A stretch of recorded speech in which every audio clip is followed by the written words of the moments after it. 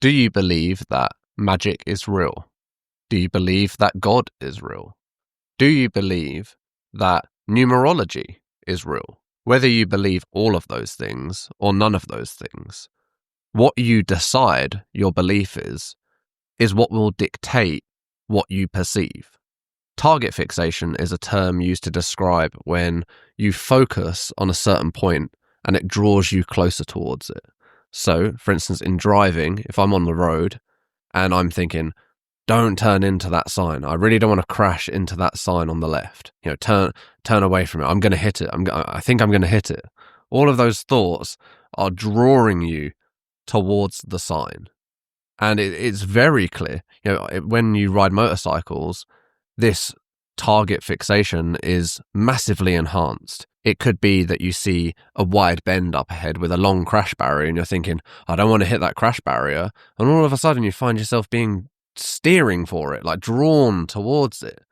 And it's an odd feeling, but one that can be very much experienced. And this principle of target fixation applies to all areas of your life. For instance, you can say it in as bluntly as, if you focus on the negative, you will receive and perceive the negative. If you focus on the positive, you will perceive and receive the positive. Someone that is so focused on the negative will be pointing out in their conversations with you all of the things that are wrong, everything that went wrong in their day, everything that's wrong in the world, everything that's wrong with their life. They're just talking constantly about all of these negative aspects of life. And they are so focused that they can't even see the positive. They are blind to it. And we can use this to identify our blind spots. What you must understand is that your beliefs control and impact your perception. So if you believe something, you make it happen. You look for all of the evidence to confirm it. You're moving towards it. So if you believe something positive about yourself, if you really truly believe that you're going to do this beautiful thing that you want to do, or you're going to have this amazing experience or receive this wonderful thing, if you truly believe in it, you will see signs everywhere that it's going to happen. You will have this huge confirmation that, this thing is coming. Or I'm going there. And, the other day I was walking past a shop and I saw the Caribbean and that's where I want to go on holiday. And then you see an advert on the side of a bus stop, or then you hear about it on the news, or you see it on social media. And you start seeing this idea play out in real life. And you see this confirmation that you are walking in the right direction. And it probably goes without saying, but if you are focused on the negative things that are going to happen in your life, and you are overly focused on the ways that your life can go wrong, you will draw yourself closer to that as well. So it's not just a hugely valuable tool, it's also a very powerful weapon against yourself. And if you have destructive patterns, you will play them out. You will get drawn perpetually closer to that darkness, to that negative. And what happens is you begin to build momentum towards it. So you have this idea in your head that something terrible is going to happen to you. Then it starts raining. And then you take that as a sign that, this is confirmed that this negative thing is going to happen. And then all of this negative emotion has then manifested into your body, and you get this sickly feeling in your stomach, and you take that as a sign that something bad is going to happen. So you begin to believe that you're in danger, and you start to panic, and then you run. And then because it's raining, you slip over. And then all of a sudden, it's confirmed, all of these bad things are happening, and there's got to be this bad thing. I'm having this bad day or this bad experience. But all of it has grown from this initial idea that you believe something bad was going to happen, or that bad thought come into your mind and you attach to it. It can very much be the butterfly effect. But the more you have that bad day might go into a bad week, and that bad week might turn into a bad month, and that bad month then turns into a bad year, and that bad year turns into a bad decade. And it just keeps going on like this.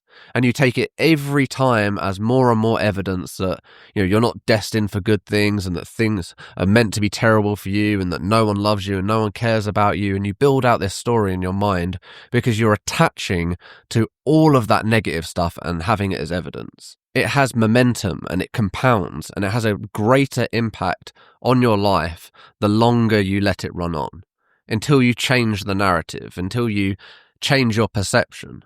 For some people, this can happen very quickly, and for others, they can get stuck with one perception for years or even the duration of their lifetime. The impact of target fixation far extends beyond just positive experience and negative experience. It impacts all of experience. Everything that you experience, you perceive, right? You have a measure of data. You take it in through your senses. You take it in by what you remember and what you heard and what you thought during it and what you felt like.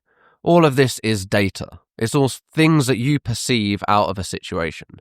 And that perception goes through the lens of your ego when you perceive it. So if something happens, you decide whether it was good or bad, and we're all going to have different ideas of what that looks like. So every experience you go through, you have a layer of abstraction, and that abstraction is you. We don't remember things in, terms of like black and white observable truth, every fact of what happened, but we can't even remember every detail of what happened for everything, right? We have to have this subset of memory where we've condensed it into this thing that we can remember and relate so that someone can understand our experience from it.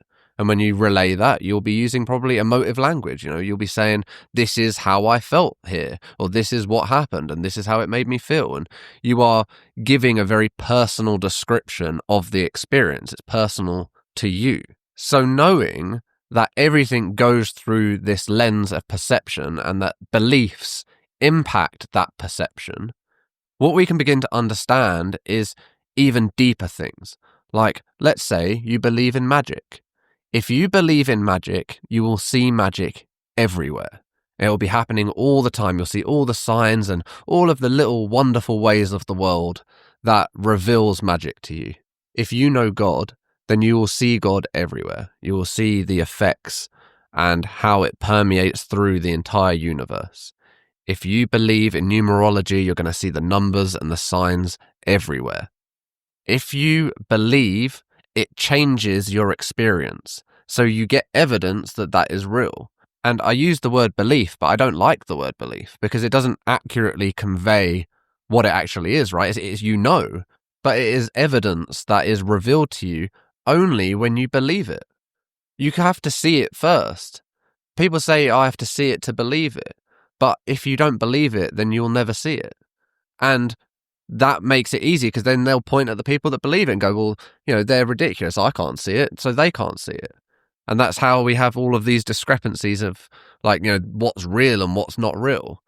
Whereas if you know it to be true and you experience it, and in your life, if you have truly experienced something that is supernatural or spiritual or magical, that is real, personally gathered, personally experienced evidence for you.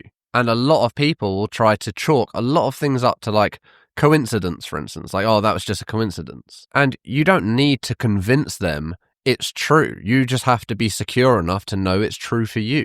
And I personally have experienced things to such a degree that leads me to the conclusion that nothing is really a coincidence.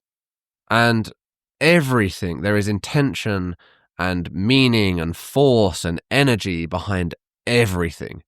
And it all happens in some magical, I can't explain it, I can't put it into words, but I know it. I know it to be true. I've seen it, I've felt it, I've experienced it.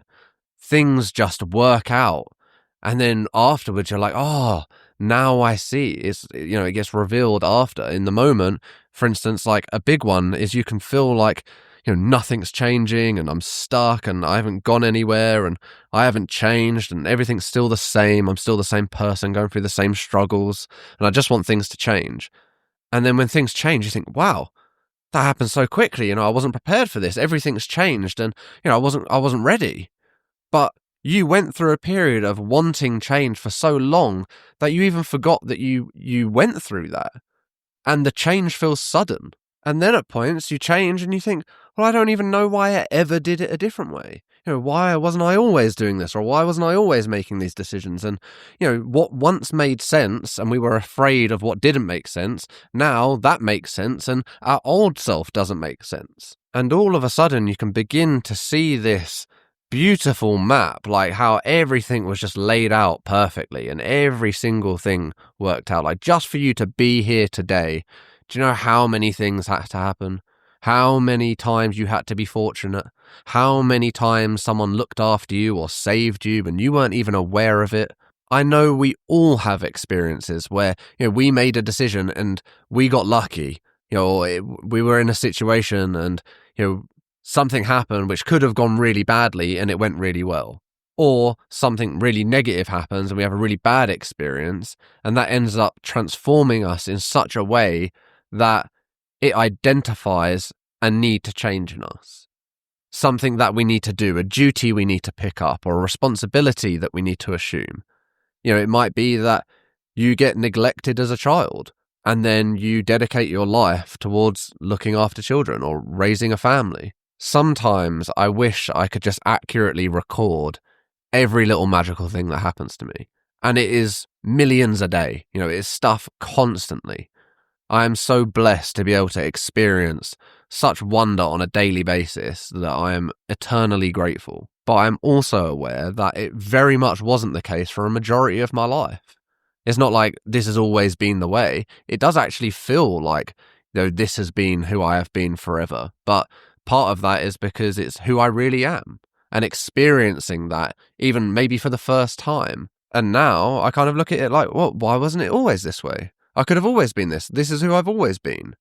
But that wasn't the path. I had to go through the levels. I had to experience what I had to experience in order to bring me to this place. But I know for certain that when it wasn't this way, I never thought it was possible.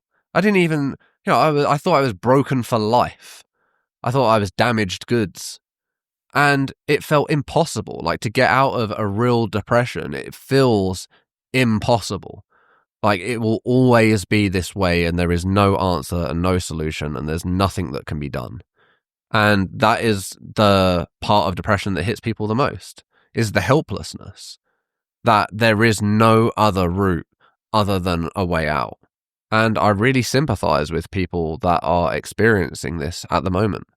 I know fully well what it's like. And it's not like I'm sitting here, thinking, it's all sunshine and roses and everything goes well and, everything is all positive and, there aren't dark times or tough times, because I've had those. I know full well what it is like to not feel like this. However, because I know that, I also know what it felt like and what was causing it, or at least making it worse. And when you have that cloud hanging over your head or you're dragging along the luggage of your life, it feels so heavy. You feel like you're being dragged down. And the more you feel like that, the more tired you get. And the more tired you get, the more you have to fight. And the more you fight, the more you feel like it's not even worth fighting for. Like, why am I fighting just to stay walking? And I don't even enjoy that. I'm not enjoying life. So why am I forcing myself to survive and put myself through this? It's a heavy question. And if I had have told myself back then, it is your perception. You are focusing on the negative. You are focusing on what the absence of things, like what you don't have, what you lack. You are not focused on being grateful, on appreciating every little thing that you have, of appreciating every minute that you get to breathe, because you could not. Like, you could die, and you will die one day. All of this will end. It could end tomorrow. And you will listen to that and you won't take it on board, but you will, and it could. So if you did die tomorrow, like, would you be happy? Would you go, oh, I've done the things that I wanted to do and I've had those experiences? You take your time for granted. You believe that, you have tomorrow and you have weeks and you have years and, oh, I'll do that later and all that kind of stuff. But that is taking it for granted. It may not be there. And I know I would have heard all this and not taken it on board and been like, yeah, that's great. Like, okay, I need a different perception, but then how do I do that? How can I just all of a sudden start thinking that things are great? And that is a very valid point. And when you have a momentum that is spiraling down, if you're spiraling down hard, it's very hard to then even begin to push yourself up. This is why people say like rock bottom is helpful, because you've spiraled down so hard that you actually have everything to gain and nothing to lose. So even a little win is a positive, and a negative doesn't really touch you. And that's why rock bottom is actually normally a really good catalyst for people to then ascend back up. It feels like solid ground as opposed to you're falling and you're just in this despair spiral where you're falling down and down and down. At least if you're at rock bottom, there's not really anything to go down. You only have up, which means that your momentum starts to change, which means that you start to actually go, okay, well, maybe if I just take a little action, then things will get better, and they will, because they basically can't get worse. And hopefully like that isn't your rock bottom, but that could be. But it doesn't need to get there. It doesn't have to. You don't have to go, well, I'm falling, I'm spiraling down, and I can't control this. Because you can. It's not easy. It doesn't feel good, but you can. You can do it. And it may feel stupid at first. It may feel like it's not working at first. It may feel like it will never work, but you have to do it. You have to stop all of the negative talk. You have to stop berating yourself and cussing yourself and saying everything's shit and it's all going to go bad and, what a terrible life it is and how terrible the world is. Stop all of that. Stop it. Your first stage should be just eliminating all of that negative input, whether it comes from yourself, whether it comes from external sources. You can't begin to be positive if you're pouring loads and loads of negative in. You don't stand a chance. So you have to cut off sources of negativity. You have to remove them. If that's you, if you're your own worst enemy and you're always talking down to yourself, you need to cut all of that out. Then you need to be honest with yourself and honest in your life. You need to identify areas where you're not being honest with yourself, where you're compromising yourself for the benefit of others, where you're not being authentic.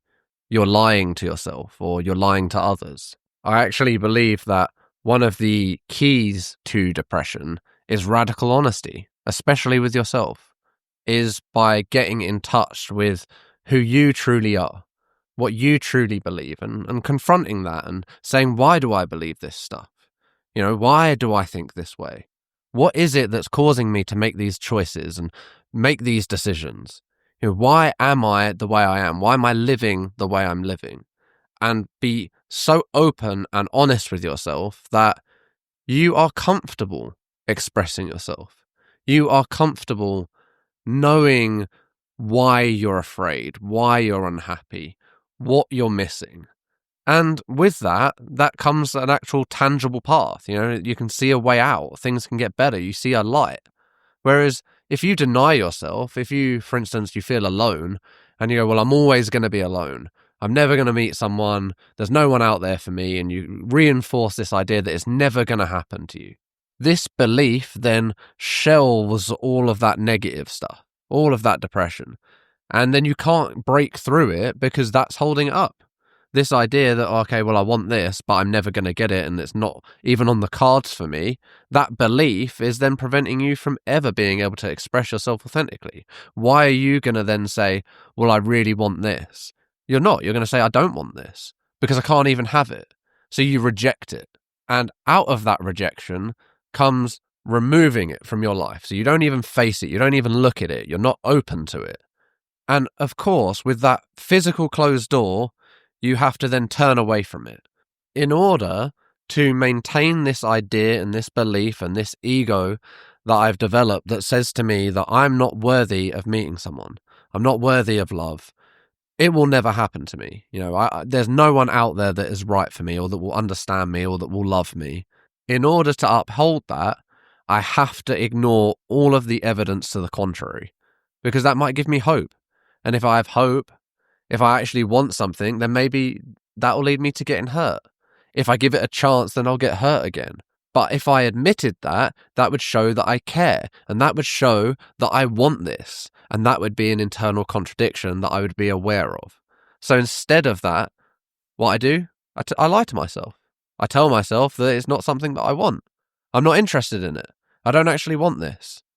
And you convince yourself of this elaborate lie, this hoax that you play on yourself. Like, no, you don't actually want all of these great things over here.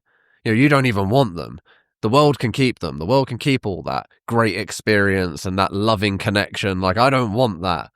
And it's such a blatant faced lie that we all do all the time to ourselves. And we convince ourselves that of all of this other stuff that we want really and deep down, and we know it's not true. And we can even sense it when we're saying it, that we're holding something back or not really talking the truth. But if we admit that we're acting, then we have to admit that we're making that decision.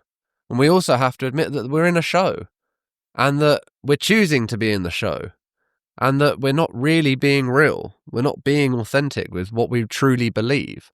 We have convinced ourselves of our own ideas, or I was going to say rubbish, but I probably shouldn't phrase it like that. But for me, why that comes to me is because a lot of it is just, it's all bullshit. I've convinced myself of my own bullshit. I've created a narrative, and then I've gone, that is the truth, and then backed it up with a load of evidence that come from a biased source because it's coming from me. So, of course, I'm going to want to prove that right to myself, whether it's negative or positive. As unbelievable as that sounds, that is what we do. And the longer we do this and the more we convince ourselves of it and the deeper that we go, or the longer in our lives that we go just not admitting this to ourselves, that we maintain this lie, that maintains the depression. And it feels impossible to get out of it, of course, because you're trapping you in it. So you will feel like it's impossible. And it does feel impossible. It feels hopeless. And like there's no way out of it. Like you can't get out of your own way. Even if you know that you're doing that, it's very hard to then actually stop yourself from doing it. It's an incredibly difficult process. But it's one that we all must take. And if you are serious about improving your life, about deepening your relationships and really being on the spiritual journey, this is something you must do. You must be honest with yourself. You must stop lying to yourself, convincing yourself. You must allow yourself to sit with truth. Truth of how you feel, and also truth of what is. What is outside of what you feel. You may feel that a situation was really bad, but if you look at it objectively, you can go, okay, well, that wasn't actually that bad, or it could have been a lot worse, or actually that was quite a good experience. It's all dependent on perception. And to end it on a cliche, the truth will set you free. Thank you for listening.